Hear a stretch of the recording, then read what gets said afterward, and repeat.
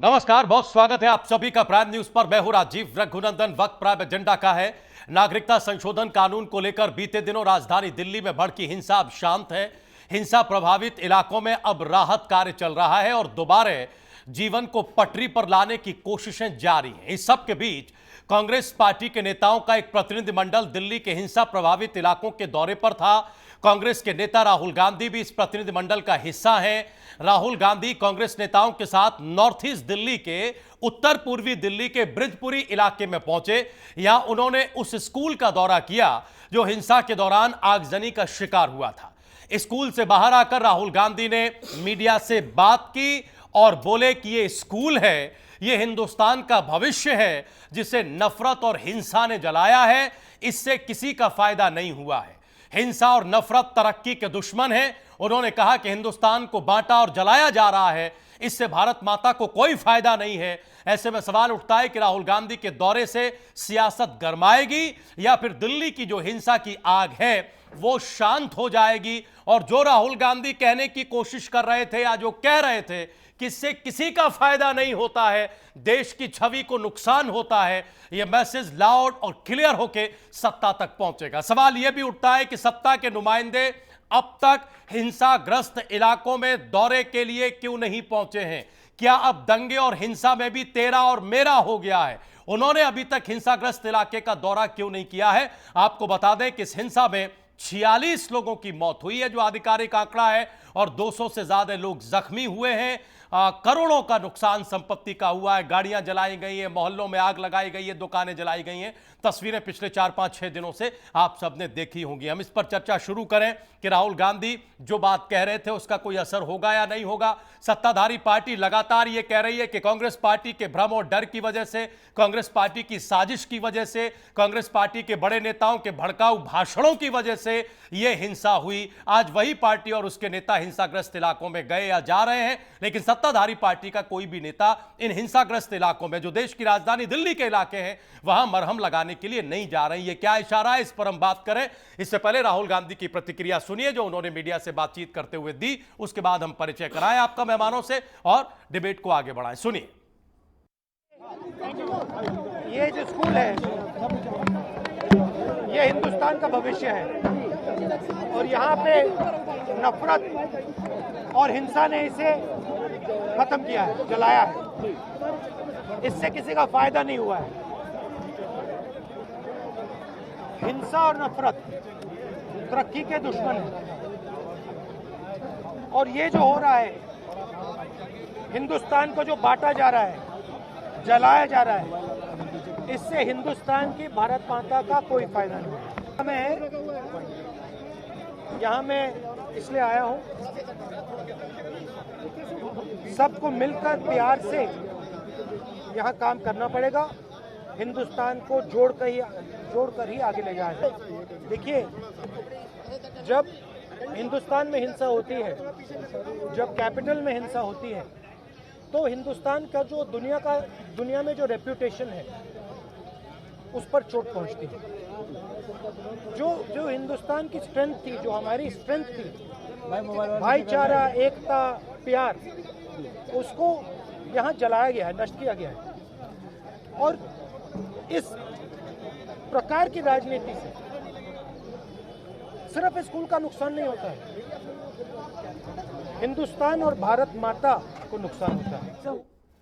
तो राहुल गांधी कह रहे थे कि हिंदुस्तान और भारत माता को नुकसान हुआ है, हिंसा किसी को फायदा नहीं पहुंचाती, इससे देश की छवि खराब होती है। हम दो सवाल आज मुख्य तौर पर रख रहे हैं। एक तो ये कि सत्ताधारी पार्टी जिस पार्टी के बड़े नेताओं पर आरोप लगाती है षड्यंत्र रचने का, भड़काऊ भाषण देने का, वही नेता आज इन इलाकों में जाकर जख्मों पर मरहम लगाने की या फिर सियासत गरमाने की, राजनीति करने की कोशिश कर रहे हैं। लेकिन वो जो सत्ता में बैठे हैं वो अब तक सामने नहीं आ रहे हैं। सत्ता की एक जिम्मेदारी मरहम लगाना होती है, इससे इनकार नहीं किया जा सकता। दूसरा सवाल यह है कि राहुल गांधी के इस मैसेज का, राहुल गांधी के इन आरोपों का इन बातों का सत्ता की तरफ से अभी तक कोई जवाब क्यों नहीं आया है, कोई रिटेलिएशन क्यों नहीं हुआ है? हमने इससे पहले देखा है कि जैसे ही कहीं कुछ कहा जाता है तुरंत सत्ता जवाब देती है। कई खास मेहमान हमारे साथ जुड़े हुए हैं, बहुत जल्दी से परिचय, उसके बाद डिबेट को आगे बढ़ाते हैं। 3 खास मेहमान हमारे साथ नोएडा स्टूडियो में जुड़े हुए हैं, बहुत ही सम्मानित वरिष्ठ पत्रकार और विश्लेषक प्रेम कुमार जी हमारे साथ हैं। पॉलिटिकल पैनल में हमारे साथ कांग्रेस पार्टी के नेता प्रतिनिधि प्रवक्ता विनोद सिंह जी हैं, हमारे साथ दयाराम भार्गव जी, सुहेलदेव भारतीय समाज पार्टी के नेता प्रवक्ता हैं। आप तीनों मेहमानों का बहुत बहुत स्वागत है। लखनऊ से 2 मेहमान हमारे साथ जुड़े हुए हैं, दिनेश शर्मा सम्मानित विश्लेषक वरिष्ठ पत्रकार हमारे साथ हैं, और विवेक श्रीवास्तव सत्ताधारी पार्टी भारतीय जनता पार्टी के नेता प्रवक्ता है। आप दोनों मेहमानों का भी बहुत बहुत स्वागत है। आज सबसे पहले प्रेम जी, हम आपके पास आना चाहेंगे। राहुल गांधी ये क्या कोशिश कर रहे थे सर, हमें समझाइए, वो क्या कहना चाह रहे थे? ये वही पार्टी है जिस पर सत्ता चिल्ला चिल्ला कर आरोप लगा रही है। हमने सत्ता से सवाल पूछे कि ये लोग सलाखों के पीछे क्यों नहीं है। अगर सत्ताधारी पार्टी के बड़े नेता ये कह रहे हैं कि ये वो पार्टी है जो डर और भ्रम फैला रही है सीएए को लेकर, जिसको लेकर ये हिंसा हुई, शाहीन बाग के पीछे छिप रही है, अगर ये वो पार्टी है जिसके बड़े नेताओं के भड़काऊ भाषणों की वजह से, अंडरलाइन करके कह रहा हूं, सत्ताधारी पार्टी के नेता कह रहे हैं, उस वजह से ये दंगे हुए हैं, आज यही नेता हमें वहां दिख रहे हैं, ये सलाखों के पीछे क्यों नहीं है? सर, राहुल गांधी का मैसेज क्या है, बताइए। देखिए राजीव जी, ये तो पॉजिटिवली है कि राहुल गांधी का दौरा ऐसे क्षेत्र में हुआ है जो हिंसा प्रभावित है। ये दौरा तो मैंने पहले भी, जब कभी भी कहीं भी हिंसा हुई है और किसी नेता ने दौरा किया है तो मैंने उसको पॉजिटिवली देखा है और अपेक्षा की है कि दूसरे लोग भी ऐसा करें। और पर आप तो भी थोड़ी देर पहले बोल रहे थे कि बीजेपी नेताओं की प्रतिक्रिया क्यों नहीं आ रही है, तो मैं आपको बता दूं, देखिए ये कल ही मुझे पता था, कल ही सारे टीवी चैनलों के पास में एक संकेत चला गया था कि आज जो है केवल कोरोना वायरस पर चर्चा हो रहेगी।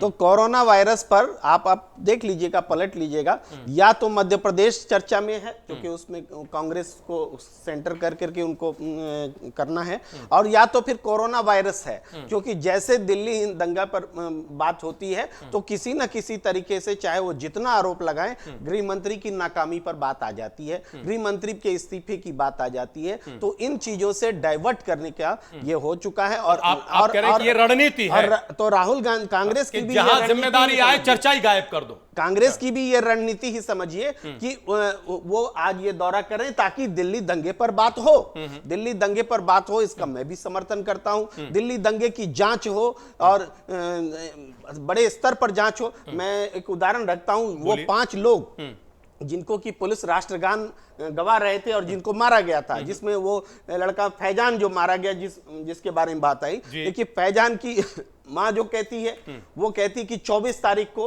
उसके घर में वो घायल हुआ था और 2 दिन हिरासत में रहा, और पुलिस के पास वो मिलने भी गई थी थाने में, अब पुलिस के पास से फोन आया, तब वो अपने बेटे को लेके अपने घर रखी और 26 तारीख को ले जाकर के एडमिट कराती किसी तरीके से, और उसके बाद में अगले दिन 26 तारीख की रात 12:10 यानी 27 तारीख जब कैलेंडर बदल जाता है तो उसकी मौत होती है। एक बयान उसका ये होता है, और अस्पताल के जो प्रमुख हैं उनका बयान होता है कि यहाँ 5 आदमी जो आए थे वो ब्राउड डेड लाए गए थे, ठीक है। और उसके बाद में पुलिस कमिश्नर का बयान होता है, एसीपी का बयान होता है कि वो 5 लोगों को हमारे पुलिस ने अस्पताल में दाखिल कराया था और जिंदा दाखिल कराया था, और उन्होंने वो बयान दिया कि पुलिस भीड़ ने हमें मारा और इस वजह से हमने अज्ञात के खिलाफ में दर्ज किया। ये 3 जो अलग अलग बयान आप देख रहे हैं। अब आप बताइए, इस केस की जांच तक पुलिस नहीं कर रही है और अज्ञात के खिलाफ हत्या का मुकदमा है, यहां तक कि उन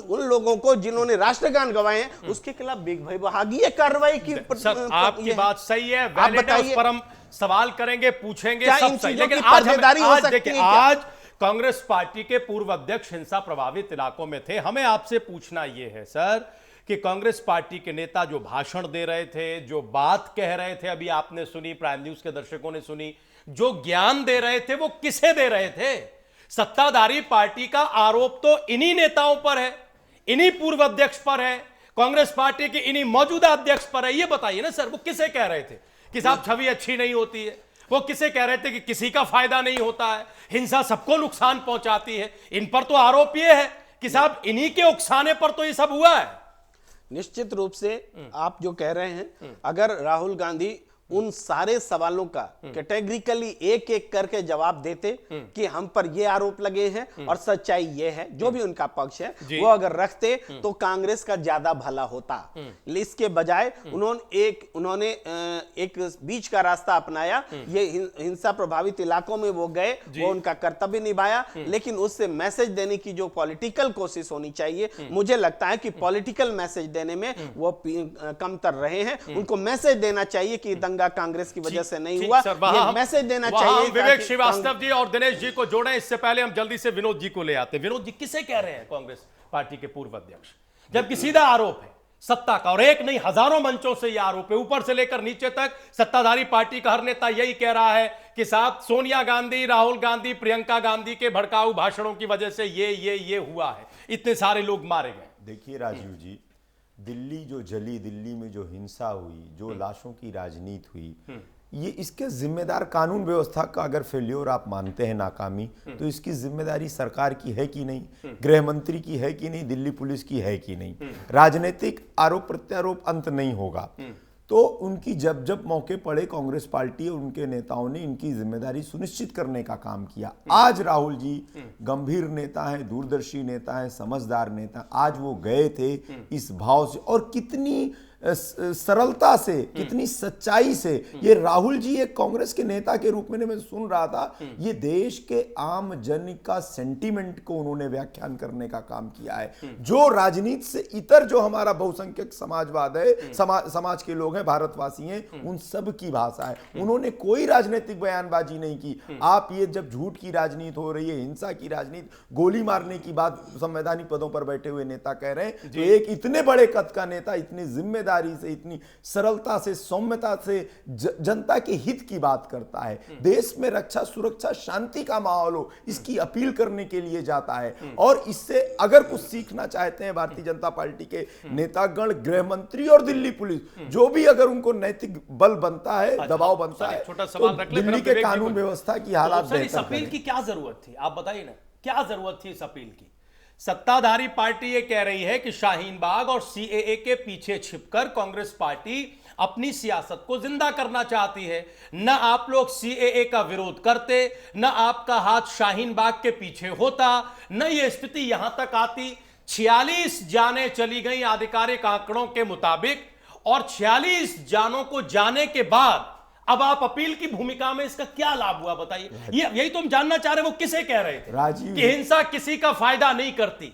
ये बात तब समझ में आ रही है जब 46 जाने चली गई। मैं बता रहा हूं, शायद स्पष्ट हो जाए, क्रोनोलॉजी समझिए। बोलिए। देखिए, प्रधानमंत्री जब देश के सामने झूठ बोलते हैं, गृह मंत्री के बयान का खंडन करते हैं, एक बात। दूसरी बात, चुनाव के फायदे के लिए जब संवैधानिक पदों पर बैठे इनके मंत्री और सांसद हिंसा और गोली मारने की खुलेआम बात करते हैं, वो उसके न्याय में कुछ भी तर्क गढ़े, लेकिन वो असंवैधानिक है, पूरी तरीके से हिंसा फैलाने वाला बयान है। और जो इसके मुख्य किरदार, जिसको भारतीय जनता पार्टी ने पूरी तरीके से संरक्षण दिया राजनीतिक लाभ के लिए, कपिल मिश्रा जैसा एक बड़ा नेता हो गया है, तो भारतीय जनता पार्टी की उनको वाई कैटेगरी सुरक्षा भी देने का काम कर दिया है। तो भारतीय जनता पार्टी के सारे लोगों के लिए ये नजीर बना रहे हैं, ये उदाहरण पेश कर रहे हैं। देश में हिंसा लगे, दिल्ली लाशों पर राजनीति हो, लेकिन हम आपको सुरक्षा देंगे, हम आपका कद बड़ा करेंगे। और ऐसी चर्चा है कि संगठन में बड़ी जिम्मेदारी देंगे। हिंसाई और दंगाइयों को प्रमोट करने का काम किया कि नहीं किया? आपके पूर्व अध्यक्ष ने जो बात कही, कांग्रेस पार्टी के पूर्व अध्यक्ष ने जो बात कही, और संभावित अध्यक्ष ने भी, हमें पता नहीं, चर्चाएं ऐसी थी कि साहब अप्रैल मई वगैरह वगैरह कुछ भी हो सकता है। खैर, हम ये जानना चाह रहे हैं कि आज जो अपील की जा रही है, उस अपील का क्या फायदा है? ये तो चिड़िया चुंग गई खेत वाला मामला है।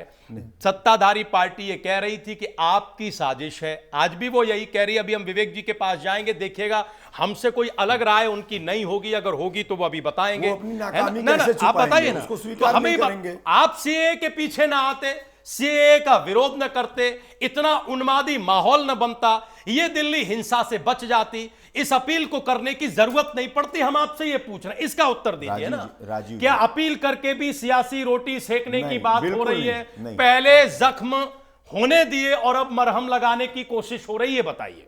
राजीव जी, ये अपनी नाकामी को विपक्ष पर मढ़ देंगे, इनका विवेक है, ये जाने, जनता तय करेगी। देखिए, अभी हम आप ये कह रहे हैं फिलहाल स्थितियां कंट्रोल में हैं, हम आशा करते हैं कि कंट्रोल में रहें, लेकिन आप जब जानते हैं इतनी बड़ी घटनाएं हो जाती हैं तो उसके आफ्टर इफेक्ट में फिर कहीं ऐसा सर वो कैसे हो गई?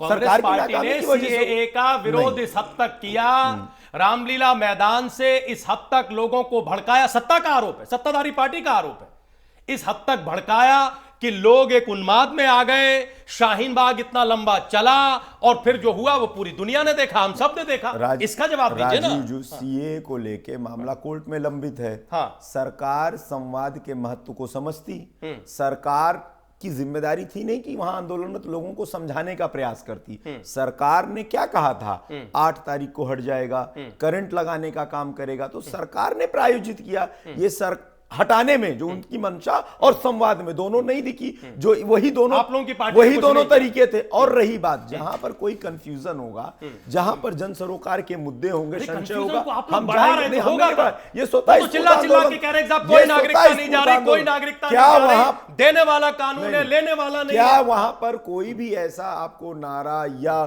पंपलेट या कोई ऐसी सामग्री मिली जिसमें लिखा कि कांग्रेस पार्टी द्वारा यह प्रायोजित आंदोलन है? फिर तो देखिए, जो कैसी बात कर रहे हैं मणिशंकर अय्यर, वहां जाके प्रधानमंत्री को कातिल और हत्यारा बता देते हैं, जिसको सत्ताधारी पार्टी एक मुद्दा बना देती है। आप कह रहे हैं कि कोई पंफलेट, कोई नारा मिला या नहीं मिला। मणिशंकर जी गए वहां, गृह मंत्री जी क्यों नहीं चले गए? हाँ। चले जाते। और सवाल है, हिंसा होने के बाद वो 10 दिन और अभी भी प्रधानमंत्री और गृह मंत्री में क्यों इतना नैतिक बल मर चुका है कि वो नहीं जा रहे दिल्ली की जनता को फेस करने के लिए? उन्हें जाना चाहिए, गलियों में घूमना चाहिए। आपने देखा था चुनावी फायदे के लिए घर घर दस्तक दे रहे थे, आज कहां चली गई उनकी चेतना? कहां सो गए हैं वो लोग? ये देश और दिल्ली पूछना चाहता है। और जिम्मेदार विपक्ष के नेता के रूप में राहुल जी हर उस मुद्दे को एड्रेस करेंगे। एक बार जरा हम अब दिनेश शर्मा जी और विवेक श्रीवास्तव जी को जोड़ ले। दिनेश शर्मा जी, पहले हम आपके पास आना चाहते हैं। सर, ये क्या है? ये राजनीतिक संवेदनशीलता है, संवेदना है, गंभीरता है, या फिर वही पुरानी रवायत है जो अब तो हम लोग देखते देखते भी एक किस्म से आदी हो गए कि साहब यही सब होगा? लेकिन हमें चिंता यह हो रही है सर कि सत्ता को जाना चाहिए। हम देखते हैं कि भले ही रस्म अदायगी क्यों न की जाए, हम देखते हैं कि कुछ भी हो किसी भी प्रदेश में, लेकिन कम से कम सत्ता के कुछ नुमाइंदे हिंसाग्रस्त इलाकों में जाते हैं, उन पर मरहम लगाने का काम करते हैं। हम देखते हैं कि कुछ घोषणाएं की जाती हैं, हम देखते हैं कि यह कहा जाता है कि साहब आगे ऐसा ऐसा नहीं होगा वगैरह वगैरह। लेकिन दिल्ली में तो ऐसा भी नहीं हो रहा है। अलबत्ता यह जरूर हो रहा है कि सत्ता जिन पर यह आरोप लगाती है कि आपकी वजह से यह हो गया, उन्हीं के नेता आज गलियों में सड़कों पर उतरते दिखाई देते हैं। यह है क्या सर?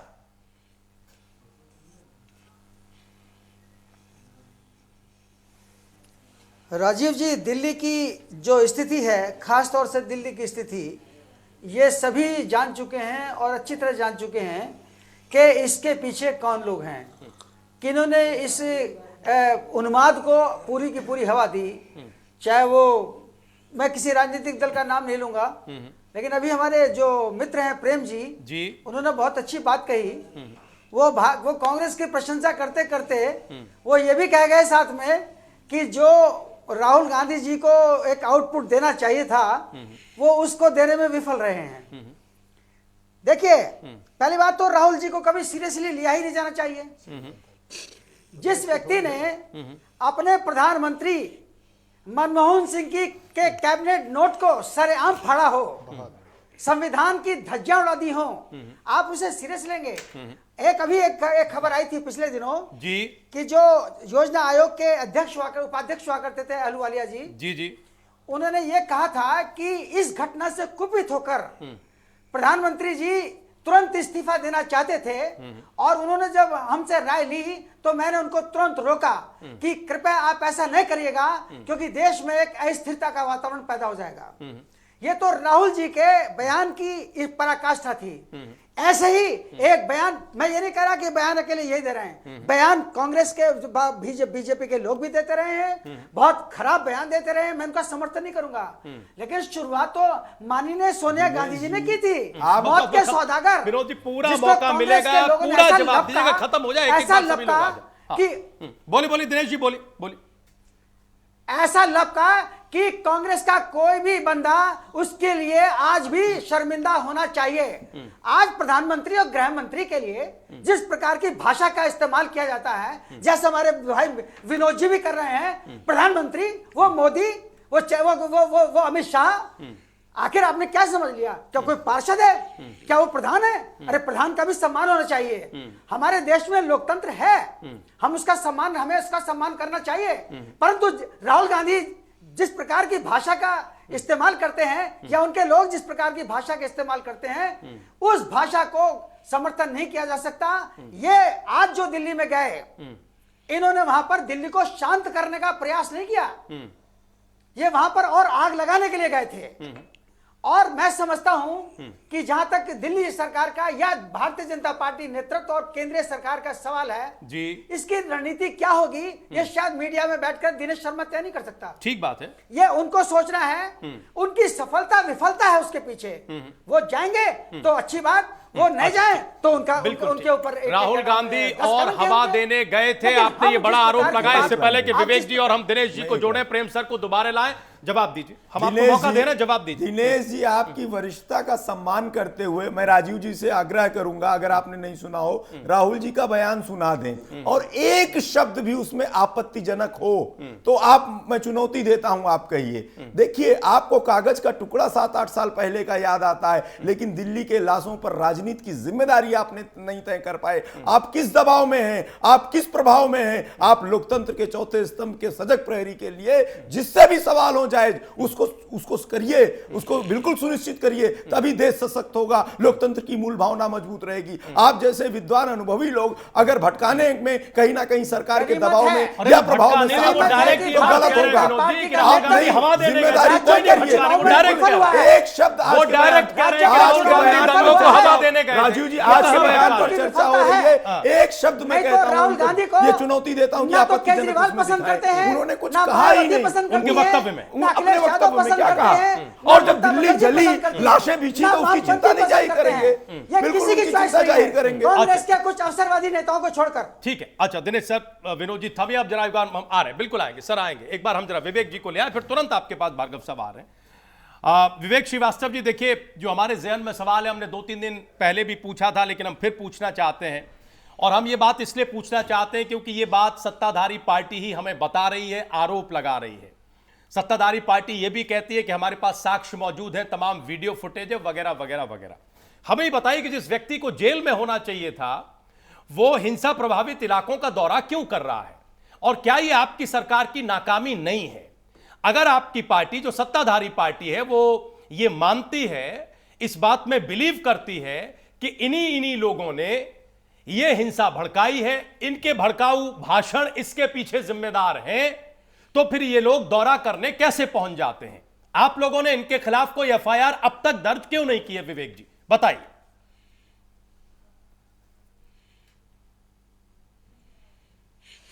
राजीव जी, जिस तरह का आचरण कांग्रेस के नेताओं द्वारा किया गया है, लाल किले से जिस तरह का भाषण रामलीला मैदान से सोनिया ने दिया, प्रियंका ने दिया, राहुल गांधी ने दिया कि घरों से निकलिए, आइए, उकसाने का काम किया, उसके बाद शाहीन बाग का तमाशा शुरू हो गया। हम बार बार कह चुके, हमारे नेतृत्व ने पहले भी कहा कि ये जो चिलमन से सटे बैठे हैं, खूब पर्दा है, सामने आते भी नहीं, साफ छुपते भी नहीं हैं। ये सब किया धरा कांग्रेस का है, और कांग्रेस ने ही आग लगाई है, कांग्रेस ही आज मलहम लगाने जा रही है। ये पीड़ा अगर सन 84 में कांग्रेस के नेताओं ने दर्शाई होती तो हम सवाल पूछेंगे उनसे। सिख धर्म के श्रद्धालुओं ने उनको आज माफ किया होता। बोलिए। जो पीड़ा आज दर्शा रहे कांग्रेस के नेता, देखिए विवेक कोई जी, पहली दिल्ली में कोई पहली बार दंगे नहीं हुए हैं। विवेक जी सब सही बात है। आप जो कह रहे हैं आज हम आपके साथ खड़े, कांग्रेस प्रायोजित ही थे। विवेक श्रीवास्तव, आप जो कह रहे हैं हम आपके साथ खड़े हैं, लेकिन हम उस साथ में आपसे सवाल पूछ रहे हैं कि अगर आप जैसा प्रतिनिधि प्रवक्ता ये बात मानता है, और ये बात आप ही नहीं मानते, पूरी पार्टी मानती है, तो फिर वो व्यक्ति जेल में क्यों नहीं है, बजाय इसके कि वो वहां दौरा कर रहा है? हम आपसे ये पूछ रहे हैं। अगर लाल किले से बकौल आपके, अगर रामलीला मैदान से बकौल आपके ऐसा भाषण दिया गया जिस भाषण से दिल्ली में ऐसे दंगे हो गए, दिल्ली जल गई, उस आदमी का क्या होना चाहिए था, ये बताइए ना हमें, ये बात बताइए जिम्मेदारी से। वही व्यक्ति वहां जाकर अपील कर रहा है, तब तो सत्ता को शर्म आनी चाहिए कि सत्ताधारी पार्टी जिस व्यक्ति को जिम्मेवार मानती है, अब वो व्यक्ति शांति की बात कह रहा है।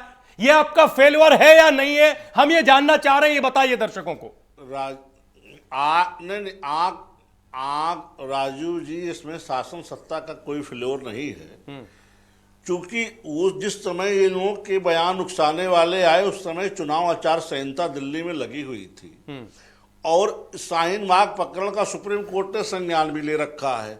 ऐसे में सत्ता पक्ष के लिए बहुत करने की स्थिति इस विषय में नहीं थी। अच्छा, हाँ, हम ये साफ कह रहे हैं कि आग लगाने वाले भी ये हैं और आग बुझाने भी कोशिश भी ये कर रहे हैं। कांग्रेस दंगा फैलाती है, कांग्रेस कभी दंगे को बुझाती नहीं जाती है। दंगा कराने का पेटेंट कांग्रेस के पास है। अच्छा। सन 84 का दंगा आप देख लीजिए, दिल्ली को किसने जलाया, प्रधानमंत्री कौन थे उस समय, राजीव गांधी, गृह मंत्रालय किसके पास था। तो ये तो कांग्रेस तो दंगा कराने वाली बहुत पुरानी पार्टी है। एक सवाल और ले, एक और सवाल फिर हम आए। आग लगा के तमाशा देखने गए हैं। हम चाहते हैं कि थोड़ा अर्थपूर्ण बातचीत हो सर, थोड़ा सा जवाबदेही से बातचीत हो, जिससे अच्छा लगता है। अगर हम वही सारे बयानात जो बड़े नेता देते हैं उन्हीं के आसपास हम यहां भी चर्चा करेंगे तो फिर कोई बहुत अंतर और फर्क नहीं रह जाएगा। हमें ही बताइए सर, कि आपको नहीं लगता कि आपकी पार्टी जो सत्ता में उसकी भी जिम्मेदारी थी कि वो हिंसाग्रस्त इलाकों में जाती और कम से कम उन परिवारों में, उस समाज में मरहम लगाने का काम करती जिनको जख्म मिला है? ये आरोप प्रत्यारोप कि इन्होंने कराया या उन्होंने कराया, ये सिस्टम फेल रहा या उस वजह से हुआ, ये बाद में भी हो जाता। लेकिन जिन परिवारों ने अपने लोगों को खोया है, कम से कम कोई भी सभ्य समाज, कोई भी जिम्मेदार सरकार उन पर मरहम तो लगाती है ना। वो ये दिखावे के लिए ही किया जाता, लेकिन किया तो जाता। हम देख रहे हैं कि सत्ता कहीं कुछ नहीं कर रही है। आप बताइए ना, सत्ता कहीं कुछ नहीं कर रही है, तो अब इस देश में हम क्या माने कि त्रासदी इस हद तक आ गई है कि दंगा भी बट गया है। ये उसके फेवर का दंगा, ये इसके फेवर का दंगा है। ये बताइए ना, क्या सत्ता का चरित्र इस देश में पूरी तरह बदल गया? राजीव जी, पहली बात नहीं, राजू जी साफ सुन लीजिए। पहली बात तो सरकार की मशीनरी अपना काम कर रही है और दंगाइयों से सरकार को कोई भी सहानुभूति नहीं है। पीड़ितों से, दंगाई को बख्शने वाले, अरे भाई जो पीड़ित हैं, जो शिकार हैं, उनसे सहानुभूति है या नहीं? जेल भेजने काम सरकार कर अरे रही है। विवेक जी आप सुनिए ना, जो पीड़ित हैं, जो शिकार हुए हैं, जिन्होंने अपने घर के लोग खोए हैं, उनसे आपको सहानुभूति है या नहीं है सर कि नहीं है? देखिए, दंगा पीड़ितों से बिल्कुल सहानुभूति, तो वहां क्यों नहीं गए? हम यही तो पूछ रहे हैं। वहां लगी हुई है। हाँ। और बराबर सरकार की तरफ से शांत व्यवस्था कायम करने की अपील की जाती है। ऐसे अवसरों पे वीआईपी विजिट से शासन प्रशासन को वहां कानून व्यवस्था बनाए रखने में दिक्कतें आती हैं। जब आप सरकार चला रहे हो तो शासन प्रशासन और दिक्कत, जब आप सरकार नहीं चला रहे हो कमाल की बात करते हैं सर। उत्तर प्रदेश में एक नहीं सैकड़ों उदाहरण है विवेक जी, सैकड़ों उदाहरण हैं जब बीजेपी कैसे जाया करती थी, कैसे जाया करती थी। सब परिभाषाएं बदल देना चाहते हैं क्या? देश की सारी परिभाषाएं बदल देना चाहते हैं क्या? ये बताइए ना। ऐसे अवसरों पर वीआईपी मूवमेंट से कुछ हासिल नहीं होने वाला है। अच्छा, राहुल गांधी वहां किसी के आंसू पोंछने तो आज लिख के दे दीजिए कि केरला, पश्चिम बंगाल, पंजाब, राजस्थान, यहाँ कुछ भी होगा तो नहीं जाएंगे। अभी राजस्थान का प्रकरण है, बच्चे मरे थे, बीजेपी ने एक प्रतिनिधिमंडल का गठन किया था और वो दौरा करके आया था। तब वीआईपी मूवमेंट नहीं था क्या? आप बताइए, वो वीवीआईपी मूवमेंट था या नहीं? वो सरकारी मशीनरी के कैसी बात आप कर रहे हैं? अच्छा जल्दी जवाब दीजिए, हम फिर एक बार भार्गव साहब को लिया। भार्गव साहब जल्दी 2020 में, अब सुनिए विवेक जी, सुनिए, जल्दी बोल रहे हैं, हम एक बार प्रेम साहब को लाना चाहते हैं। 2020 में घटना हुई, उसकी जिम्मेदारी भाजपा का नेता कोई नहीं ले सकता है। दूसरी बात, इनके पास क्या है, 35-40 साल पहले चले जाएंगे। इंदिरा, नेहरू, आज के समस्याओं का समाधान इनके पास नहीं है, एक बात। दूसरी बात, जो सबसे ज्यादा हिंसा प्रभावित क्षेत्र था, ये दिल्ली पुलिस का रिकॉर्ड कहता है, तो वो पीसीआर को कॉल कर रहे थे दिल्ली पुलिस को, 3500 कॉल है, 3500। सारे लोग परेशान हो गए कि पुलिस आए और हमको आकस्मिक तरीके से कुछ मदद करे। तो पुलिस ने उसमें लिखा ब्लैंक, देखिए साजिश की, not received, call received, not received, बाकायदा। और कुछ में लिखा 20-30 25% कॉल्स में कि एक्शन नॉट टेकन। ये स्थिति है जब दिल्ली पुलिस को इसके मंसूबे, ये गृह मंत्री की भूमिका संदिग्ध यहां से नहीं गुजरात से लेके हैं और ये जिम्मेदारी से कहते हैं कांग्रेस पार्टी इस्तीफे से कम कुछ नहीं मांग करेगी और ऐसा नकारा, संदिग्ध और असंवैधानिक पृष्ठभूमि का गृह मंत्री ऐसे ही दिल्ली और देश को जलाने का काम करेगा। एक बार भार्गव साहब को हम जोड़े, विवेक जी फिर आप जरूर जवाब दीजिएगा, प्रेम जी और दिनेश शर्मा जी को जोड़ेंगे। भार्गव साहब, हमें तो सिर्फ ये बताइए, समझाइए कि क्या इस देश में सियासत के सारे मिथक टूट रहे हैं? क्या बिल्कुल क्या असंवेदनशीलता की ये पराकाष्ठा होगी? हमने तो नहीं सोचा था। हम तो ये देखते थे कि सत्ता का एक व्यवहार है, विपक्ष का एक व्यवहार है, लेकिन जहां कोई हिंसा की स्थिति हो, दंगे की स्थिति हो, वहां हम एकीकरण देखते थे और हर पक्ष यही कोशिश करता था या करनी चाहिए थी कि कम से कम ये जख्म किसी तरह से भरें। लेकिन अब हम इसमें भी ये देख रहे हैं कि साहब डिफरेंशिएट हो रहा है, अलग अलग तर्क हैं, कोई लगाना चाहता है, कोई बुझाना चाहता है, बुझाने में कोई एक रूपता नहीं है। ये क्यों है? बोलिए। दो शब्द मैं कहना चाहूँगा। पीछे मैंने आपके चैनल पे कई बार बोला था, मोहब्बत भाईचारे के दीवाने दिन ही लौटा दो। हमारे पैनलिस्ट जी बैठे, मैं हर बार कह रहा हूँ इस बात को समझें। अगर विवेक श्रीवास्तव जी आए हैं, भारतीय जनता पार्टी के प्रतिनिधित्व के बारे में आए हैं, तो समझिए आपकी नाकामी कितना भयावह है इस देश के लिए। इस देश में कितना भय वाली स्थिति आपकी सरकार ने पैदा कर दिया, इसको घर में बैठ के मंथन करिएगा श्रीवास्तव जी। मोहब्बत भाईचारे के दीवाने दिन ही लौटा दो, वो सस्ती दाल सब्जी के सुहाने दिन ही लौटा दो। ये अच्छे दिन तो अबानी अंडानी को मुबारक हो, ऐसा करो साहब हमारे पुराने दिन ही लौटा दो। मैं एक शब्द कहना चाहूँगा आपके चैनल के माध्यम से। पीछे भी मैंने एक प्रेमचंद की कुछ जो इतिहासकार का था वो मैंने आपको बताया था कि एक जमाने की बात जो होती थी किसी भी देश में, जब राष्ट्रवाद का मुद्दा आता था राजू भाई, तो ये समझिए राष्ट्रवाद में उसमें प्रेमचंद जी ने कहा था कि राष्ट्रवाद एक कोड है।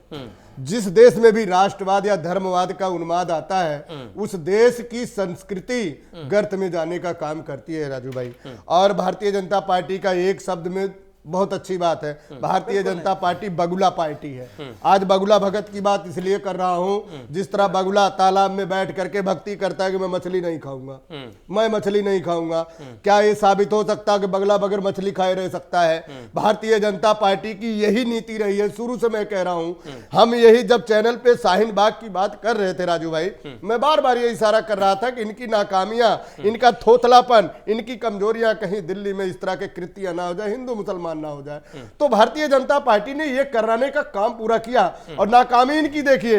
मैं कहता हूं देश अगर जल गया, देश की राजधानी जल गई, पूरे देश में अगर धरना प्रदर्शन हुआ, वो ये दिल्ली शाहीन बाग का मुद्दा आपने साहब क्यों बनाया? अरे कई राज्यों में लोग प्रदर्शन पे रहे, आप एक मुद्दे, अरे आपका एक उत्तर प्रदेश में है, उत्तर प्रदेश में आपने देखा जब धरना प्रदर्शन लखनऊ में बैठे थे, माताएं बहनें बैठे थे, रात को कंबल आपने खींच लिया, उनकी आसियानों को छीन लिया।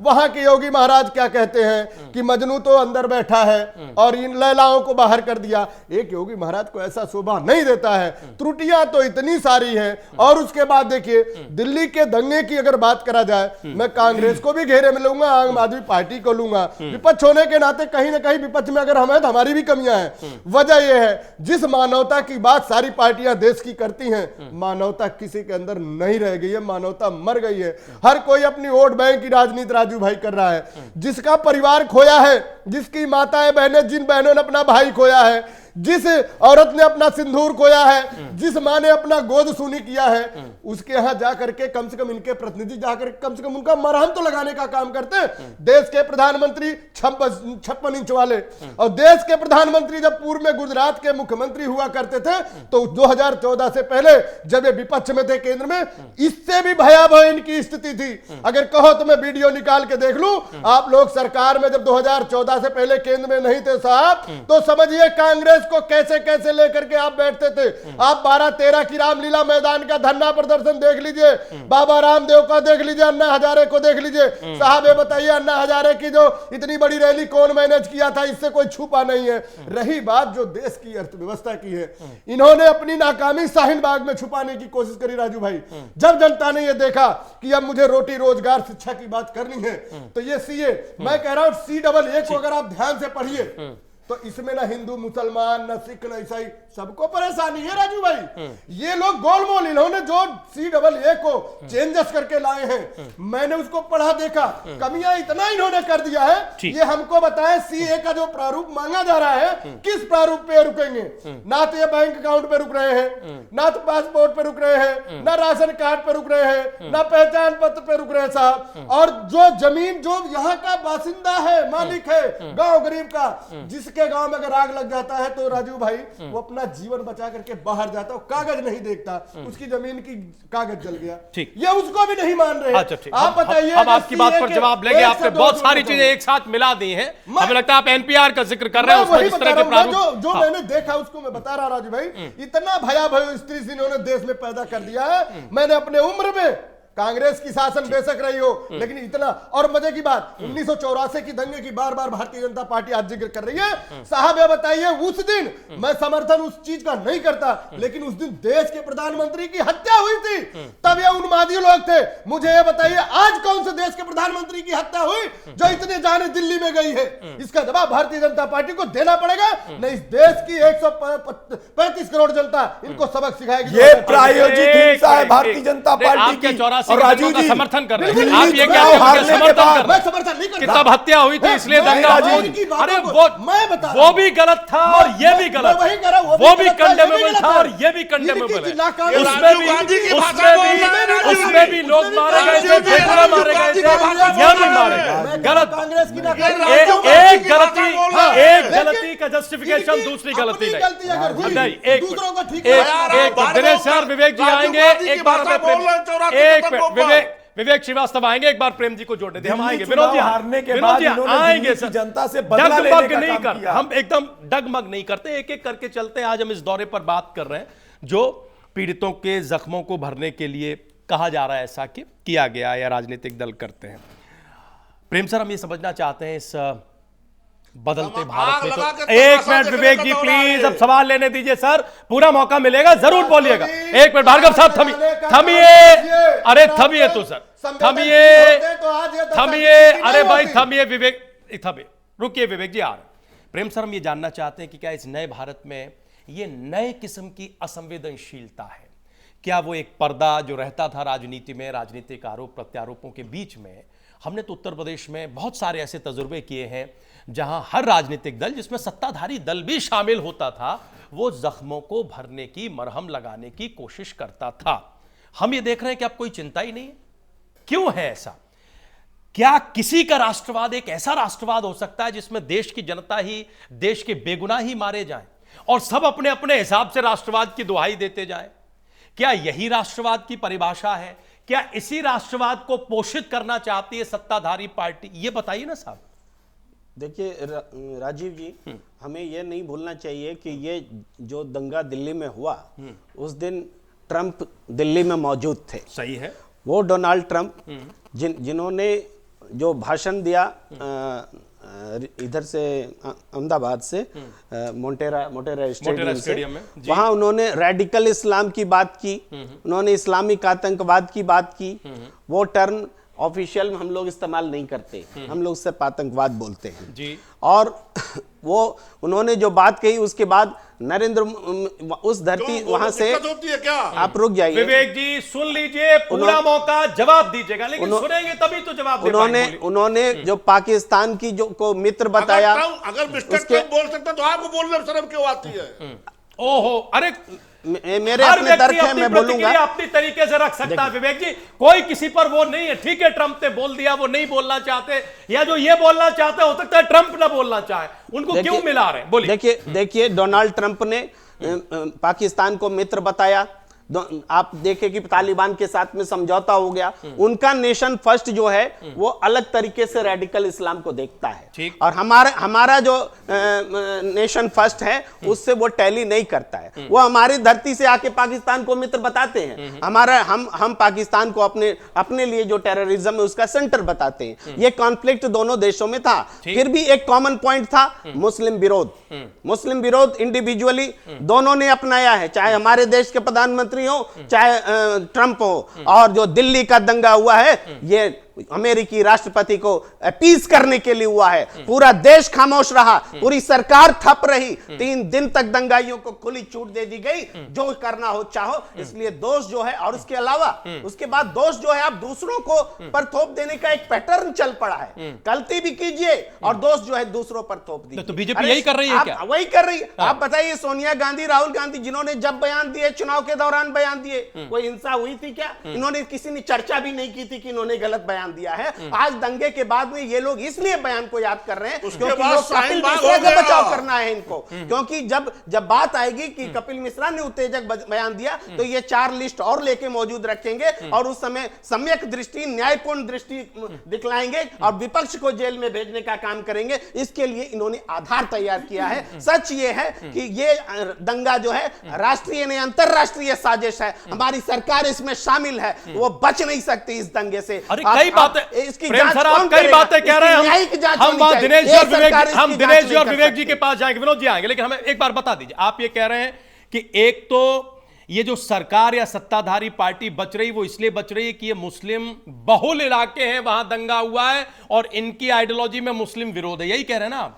दूसरा ये कह रहे हैं कि ये अंतरराष्ट्रीय साजिश और सरकार ने इसका साथ दिया है, यही तो बातें कह रहे हैं। इसके सरकार ने कर्मण्य रह करके इस साजिश को होने दिया है और उस आरोप विपक्ष पर थोप रहे। शाहीन बाग तो बहुत दिनों से था, कितने दंगे हुए, कोई दंगा नहीं हुआ। पहले हम दिनेश शर्मा जी की क्या वो इस थ्योरी से सहमत है? उसके बाद विवेक जी आपको मौका है, आप जवाब दीजिएगा। दिनेश शर्मा जी, क्या यह अंतरराष्ट्रीय साजिश है?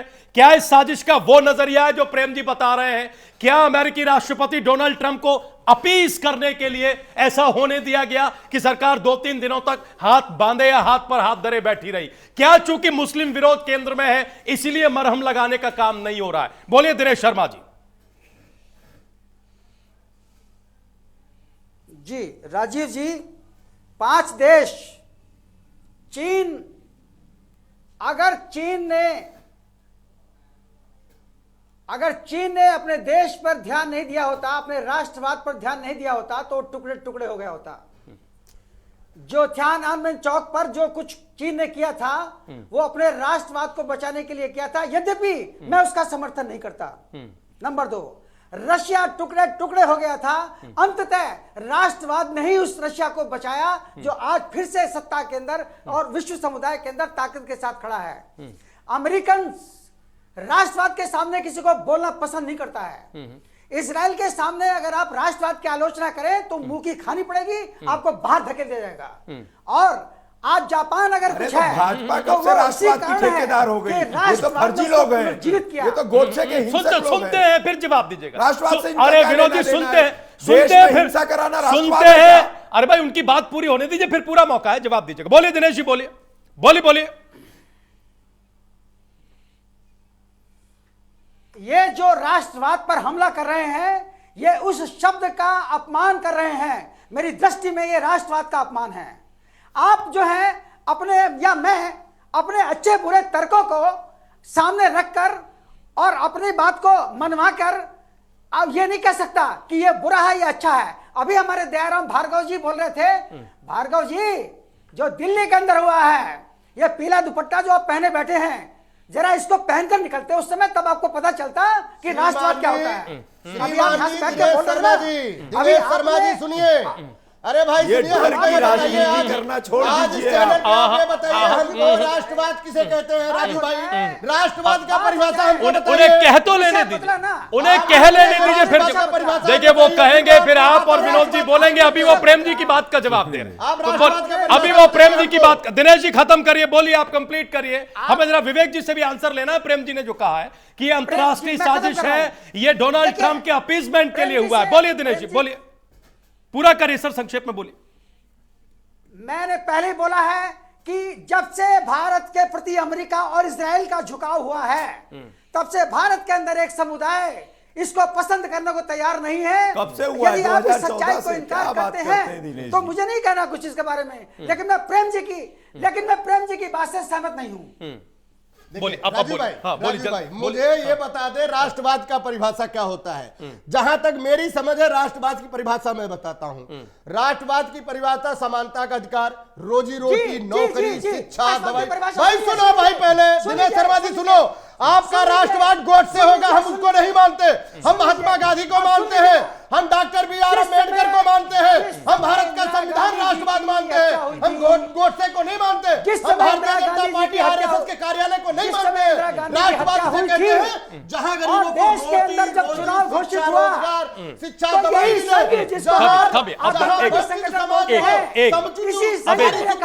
एक बार अब विनोद जी का और वह विवेक श्रीवास्तव जी का मौका।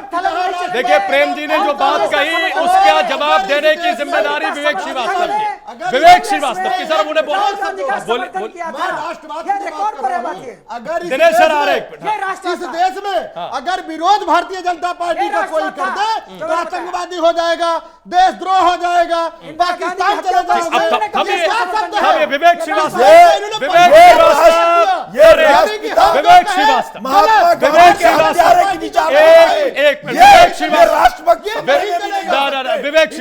हो गया, विरोधी खत्म कर। विवेक श्रीवास्तव गांधी की हत्या ओके सर, हो गया विरोधी। आज हम क्या बात करते बैठे? एक दिनेश जी खत्म करें। विरोधी थमिए भाई, विरोधी थमिए। तथ्यों पर है, रिकॉर्ड पर है। एक मिनट दिनेश जी, एक मिनट। अब जरा विवेक जी को हम मौका देना चाहते हैं। प्रेम जी ने जो 2-3 महत्वपूर्ण टिप्पणियां की, हम चाहते हैं कि सत्ताधारी पार्टी की तरफ से उसका जवाब आना चाहिए। विवेक जी बलपास फिर सर रुकिए, अरे थोड़ा थमिए सर, हम आएंगे आप ही के पास। विवेक जी जवाब दीजिए, क्या ये अपीजमेंट है? इस वजह से डरा जाने से बचा जा रहा है उन इलाकों में क्योंकि मुस्लिम विरोध उसकी जड़ में। विवेक श्रीवास्तव, दिनेश सर अब जरा विवेक जी को बोलने, विवेक जी को बोलने दीजिए। राजीव जी दयाराम भार्गव जी कह रहे हैं हमारे अच्छे दिन लौटा दीजिए। मैं बहुत बेबाकी से कह रहा हूँ, इनके अच्छे दिन नहीं आने वाले। बिल्कुल नहीं जो ये आएंगे। पीला दुपट्टा ओढ़ पूरे कर देश साहब में के किसी चैनल को पे नहीं आएगा, मैं यही तो कहना चाह रहा हूँ। नहीं रुक जाइए, पूरे देश में नहीं अरे भाई सुन श्रीवास्तव लीजिए, जी, अब आपकी सुन सरकार में अच्छे दिन तो आने नहीं सुन है। लीजिए, आप बताइए। अरे भाई सुनने की भी आदत डाल लीजिए। ठीक है, बोलिए। आपने बोला आप बेरोजगार ही रहेंगे। सुन लीजिए, पहले बात, पूरी बात सुन लीजिए। जिस CAA के विरोध में शाहीन बाग में लोग बैठे हुए हैं, ये पीला दुपट्टा पाकिस्तान में उन हिंदुओं को पीली पट्टी लगानी पड़ती थी और उनको केवल भंगी की नौकरी मिलती थी, सफाई कर्मी की। आप अगर पाकिस्तान में वहां सफाई कर्मी, इस तरह के शब्दों का इस्तेमाल मत करिए, इस तरह के शब्दों का इस्तेमाल मत करिए, इसकी कोई इजाजत नहीं है। संवैधानिक भाषा का इस्तेमाल करिए। और एक बड़ा रे भाई, देखिए वो महत्वपूर्ण सवाल प्रेम जी का है, उसका जवाब आने दीजिए सर। जवाब तो अरे भाई जवाब बोले विवेक श्रीवास्तव बोले। अरे आने तो हम ये भार्गव साहब अरे थमिए एक विवेक श्रीवास्तव अरे बोलने दीजिए, उन्हें बोलने दीजिए। भार्गव साहब हो गया, विवेक श्रीवास्तव बोले विवेक जी बोलिए। दिनेश जी सुनने की आदत डालिए ना। बार कह रहे हैं इस तरह के शब्द मत बोलिए भाई। ये शब्द संवैधानिक तौर पर ये शब्द नहीं बोल सकते। ये इस शब्द का इस्तेमाल नहीं कर सकते। इस शब्द का इस्तेमाल नहीं कर सकते। आदरणीय प्रधानमंत्री जी, आदरणीय गृह मंत्री जी, तमाम नेता इसका प्रतिपादन कर चुके हैं। अगर समझ के लोग नहीं समझना चाहते, आग लगा करके तमाशा देखना चाहते राहुल गांधी, सोनिया गांधी, प्रियंका गांधी की तरह, ये तमाशे देखते रहिए। भारतीय जनता पार्टी इस तरह के दबाव में अरे एक मिनट ओह अरे थमिए तो सर, हम जरा एक बार प्रेम जी के एक बार हम दोबारा प्रेम जी के पास आना चाहते हैं। हम चाहते हैं कि उनके प्रश्नों का उत्तर तो आए कि क्या ये अंतर्राष्ट्रीय साजिश है। एक विवेक जी पूरा करिए, बताइए कि क्या ये अंतर्राष्ट्रीय साजिश, क्या ये ट्रंप का अपीसमेंट कार्ड था, क्या ये ट्रंप को अपीज करने के लिए किया गया था? ये बताइए, जो महत्वपूर्ण टिप्पणियां प्रेम कुमार जी ने की हैं, बोलिए। राजीव जी, जिस तरह की ये घटना घटी, ट्रंप जी के आने के नाते हिंदुस्तान में पूरे विदेश का मीडिया था, उस देशी विदेशी मीडिया के सामने ये भारत की छवि को खराब करने की कोशिश थी। ये वो लोगों ने इस कोशिश को अंजाम दिया, उकसाया, जो लोग ईवीएम से रिजेक्टेड हो चुके हैं, कांग्रेसी ताकतें, वामपंथी ताकतें, जो रसातल में जो बेरोजगार घूम रही है, राहुल गांधी, सोनिया गांधी जैसे लोग, इन लोगों ने इस तरह के लोगों को उकसा करके देश की छवि खराब करने की कोशिश की है। गृह मंत्रालय सो रहा था क्या भाई 3 दिन? भांग खा के गृह मंत्रालय सो रहा था इस देश का? जिसे आप बताइए, दुनिया के सामने उनको दिखाना हर था। चीज वही, हर चीज विपक्ष के ऊपर। अरे गृह मंत्रालय भांग खा के सो रहा था क्या? मैं ये पूछना चाह रहा हूँ, भांग खा के सो रहा था गृह मंत्रालय 3 दिन? गृह मंत्रालय ने समय रहते कार्रवाई की है, गृह मंत्रालय ने समय रहते कार्रवाई की है। अच्छा, आप थोड़ा आगे बढ़, हम जरा प्रेम जी और दिनेश जी को एक बार फिर लाना चाहते हैं। इसके जिम्मेदार सोनिया गांधी है, राहुल गांधी है, अच्छा एक बार हमें दिनेश जी और प्रेम जी को फिर लाने दो। भार्गव सर हो गया भार्गव जी, भरपूर आपने अपनी बात कह ली है, अब तो थोड़ा थमिए। प्रेम जी, हम ये जानना चाहते हैं, देखिए राहुल गांधी की प्रतिक्रिया आप सुन रहे थे, वो भी छवि की चिंता कर रहे थे। अभी हमारे विवेक जी भी छवि की चिंता कर रहे थे, और जाहिर है कि जो भी बड़े नेताओं के बयान आएंगे सत्ताधारी पार्टी के, वो भी छवि की बात करेंगे, क्योंकि छवि तो खराब होती है, इसमें कोई दो राय नहीं है। लेकिन इस छवि के खराब होने की चिंता तभी क्यों है जब ये इलाके जल गए, जब यहाँ हिंसा हो गई। राजनीति का यहाँ से जो आगे रास्ता जा रहा है, क्या वो ऐसा ही है, या हम ये देखेंगे, हम ये समझेंगे कि साहब वो जो 14 की बयार थी, जैसे अब हमको नहीं दिखाई देता कि सबका साथ सबका विकास, हमको नहीं दिखाई देता डेवलपमेंट का कोई बड़ा रोड मैप या कोई मॉडल, तो क्या अब ये जो आने वाला समय है वो इसी तरह की राजनीति के इधर उधर है, या हम उस बयार को भी कहीं बहता हुआ देखेंगे? इस छवि की चिंता में कहां भविष्य खड़ा हुआ, ये तो बताएं सर। लेकिन देखिए राजीव जी, मैं ये नहीं मानता कि छवि की चिंता है। छवि की चिंता रहती तो उत्तर प्रदेश में 23 लोग मारे गए, कौन हत्यारा है, और इन सब चीजों पर पर्देदारी नहीं होती, और बल्कि ये छवि बनाई गई कि हम तो एक बात सेंक देंगे और सूत देंगे।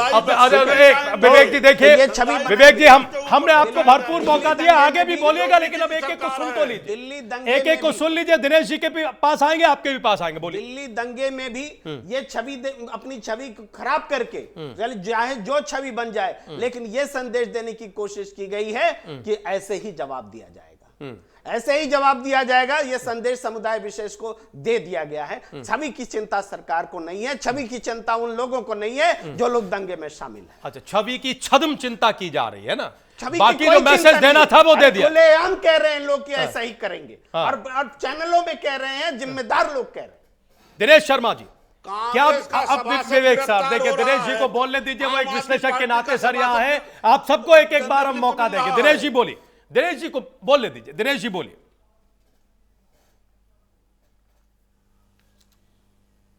जी दिनेश जी बोलिए, छवि की चिंता के पीछे क्या मैसेज देने की कोशिश है, और क्या वो मैसेज लाउड एंड क्लियर दिया गया है?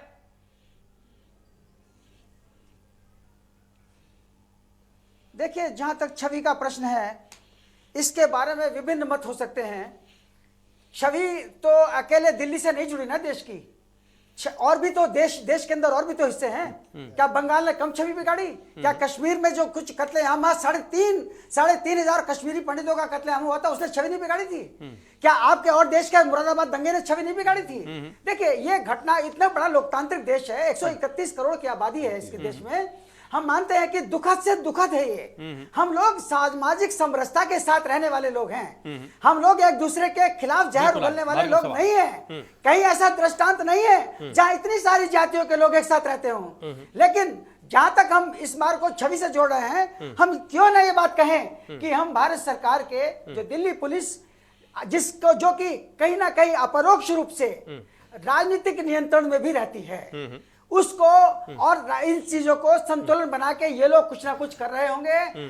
दुखद है, कार्रवाई होनी चाहिए, लेकिन अगर आप छवि की बात पर बहस करने उतरेंगे जैसे प्रेम जी ने कहा है, तो मैं उसको रिलेवेंट नहीं मानता। छवि तो देश की बहुत खराब की जा चुकी, आज भी छवि खराब नहीं कर रहा। शाहीन बाग क्या? विनोद सिंह जी उसके बाद विवेक जी भार्गव साहब आपके पास आएंगे। छोटा और ये रखिएगा, हमारी छवि हमें सिर्फ ये खराब बताइए कि हो रही आप पर जिम्मेदारी ये छवि है पूरी तरह उस से मैसेज खराब हो को रही है। काउंटर करने की जो बकौल Prem ji loud and clear दिया गया है कि ऐसा ही होगा, कैसे करेंगे राजीव बताइए। जी, संकट का दौर है। जब गोडसे की पूजा करने वाले लोग सरकार में आ जाएंगे तो देश को हिंसा, तनाव, असुरक्षा, लाशों पर राजनीति यही मिलने को होगा। मैं यही अपील कर सकता हूं, जब भी आगामी चुनाव हो तो अपने वोट से जनता विवेक का इस्तेमाल करे। और मैं कुछ नहीं कहूंगा, और देश को बनाए रखे। आम भारतीय, में भाजपा कांग्रेस की बात नहीं कर रहा हूं, आम भारतीय का सेंटीमेंट आहत है। विवेक वो श्रीवास्तव, अपने आप को विवेक कहीं ना श्रीवास्तव कहीं जी, जल्दी से भारतीय काउंटर जनता और पार्टी जवाब। को सरकार में लाके विवेक जी ठगा जल्दी से महसूस जवाब कर और रहा है। काउंटर। राजीव जी, दंगे में आम आदमी पार्टी के सभासद की लिप्तता पाई गई, कांग्रेस की पूर्व सभासद की लिप्तता पाई गई। ये लोग वहां क्या कर रहे थे? इन लोगों के घर दंगाई क्यों इकट्ठा थे? किसके इशारे पे थे? आप इसके तो कपड़े तार से जोड़े पहचान जाएंगे लेते तो हैं, सोनिया क्यों नहीं राहुल निकले और कपड़े से केजरीवाल पहचानने के तक लिए अभी जाएंगे। तक?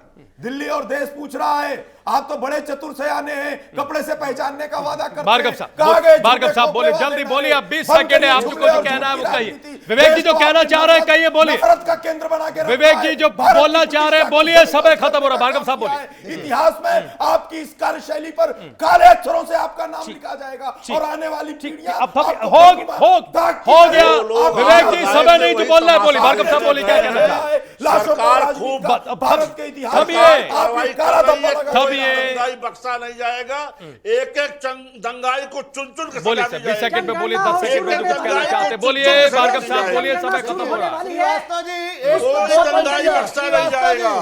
श्रीवास्तव तो दो भारत की पंक्तियां छवि बदल खराब लीजिए। करने की सुनिए, कोशिश तो मुगलों का सरकार ताज दिखा दिया। सुन ठीक लीजिए है। श्रीवास्तव जी, जल्दी दिनेश खत्म शर्मा जी। करिए सर, अब मुगलों समय का खत्म हो रहा ताज है। दिखा दिया, केजरीवाल का स्कूल दिखा दिया। बड़ा होशियार है ये फकीर, मुगलों की अपना पूजा विकास करने दीवार के वालों से नीचे कुछ छिपा नहीं दिया। छूटा। इसको समझिए। ठीक है, चलिए, आप शुक्रिया, विकास धन्यवाद। बोलो, गुजरात का फिर बैठेंगे। शुक्रिया, धन्यवाद, धन्यवाद, शुक्रिया। फिर बैठेंगे, आगे कभी बात करेंगे। लेकिन किसी भी सत्ता को यह मैसेज बड़ा साफ होना चाहिए कि अगर वो सरोकार से दूर हट के राजनीति का रास्ता खोजेगी, कोई भी सरकार, कोई भी राजनीतिक दल रहा हो, तो वो रास्ता बहुत लंबा जाता नहीं है। आज के लिए बस इतना ही। आप लोग कहीं जाइएगा नहीं, खबरें जारी हैं।